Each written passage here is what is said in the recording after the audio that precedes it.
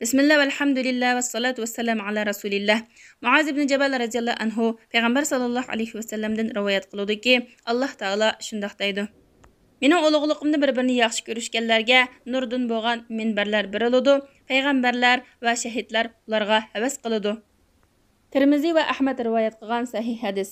Payg'ambar sallallohu alayhi va sallam Alloh taoladan rivoyat qilgan bu hadisi qudusida mu'minlardan bir qism kishilarga qiyomat kuni nurdan bo'lgan minbarlar va egiz o'rinlar, yuqori martabalar berildiganligini bu hadisda bizga deb berdi.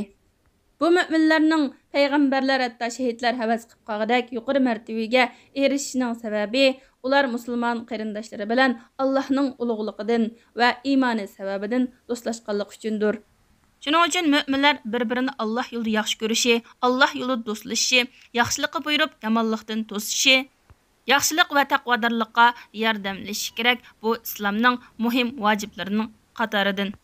Allah üçün dostlaşqanlarga Allahның muhabbet vacib boladı və qiyamət günü Allahның sayəsindən başqa sayı yox gündə Allah ərşi sayısı asıda sayı tutudu.